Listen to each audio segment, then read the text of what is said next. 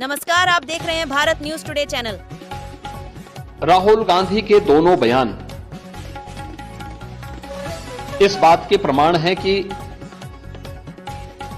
इनको सत्य से कोई वास्ता नहीं है। हमने लोकसभा चुनाव कैंपेन के दौरान भी देखा है, अनर्गल प्रलाप करके इन्होंने जिस प्रकार की गुमराह करने वाले वक्तव्य दिए थे, झूठे वक्तव्य दिए थे, संविधान का गला घोंटने वाले लोग संविधान के बारे में गुमराह करने वाले वक्तव्य देने के लिए विदेशी पैसे के बल पर चुनाव को प्रभावित करने का इन्होंने प्रयास किया। 1 लाख रुपए के फर्जी बॉन्ड भरवा करके भारत की माताओं को, बहनों को इन्होंने गुमराह करने का कार्य किया।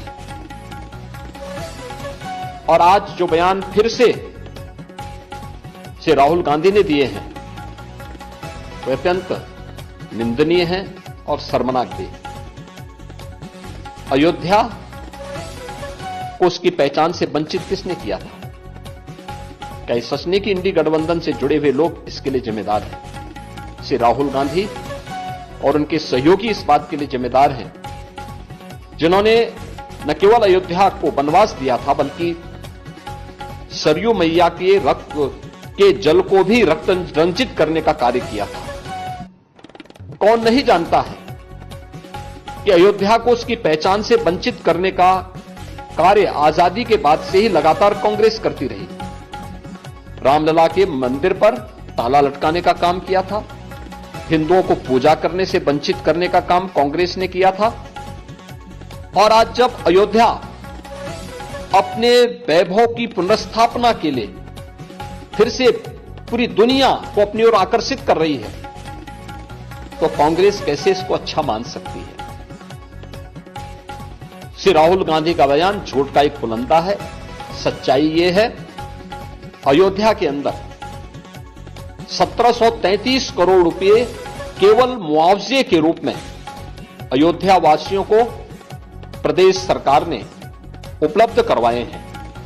चाहे वह भक्ति पथ हो, राम पथ हो, जन्मभूमि पथ हो, चाहे वह एयरपोर्ट के निर्माण का हो, चाहे वह 14 कोसी परिक्रमा के मार्ग का हो, एक एक वहां के नागरिक को जिसके नाम पे जमीन थी, जिसके नाम पे दुकान थी, जिसके पास दुकान का पोजीशन था, उन्हें प्रॉपर कंपनसेशन दिया गया। प्रॉपर कंपनसेशन देने के साथ ही जो दुकानें थी जो अपने पीछे दुकान बना सकते थे उनके लिए उस प्रकार की एफआईआर में छूट दी गई। जिन लोगों के पास उस प्रकार की स्पेस नहीं थी उनके लिए मल्टी लेवल कॉम्प्लेक्स बना करके वहां पर उन्हें शॉपिंग कॉम्प्लेक्स में उन्हें स्थान देने की कार्य को आगे बढ़ाया गया। श्री राहुल गांधी के बयान सत्य से परे हैं, झूठ का एक पुलंदा है। उत्तर प्रदेश और अयोध्या को बदनाम करने की साजिश है और भारत की छवि को, अयोध्या धाम की छवि को दुनिया के अंदर खराब करने की अपनी उस मानसिकता का हिस्सा है जो एक्सीडेंटल हिंदू लगातार आजादी के बाद से करते रहे हैं। लेकिन इसका जवाब समय आने पर अयोध्या की जनता भी और देश की जनता भी कांग्रेस पार्टी और इंडी गठबंधन को देगी।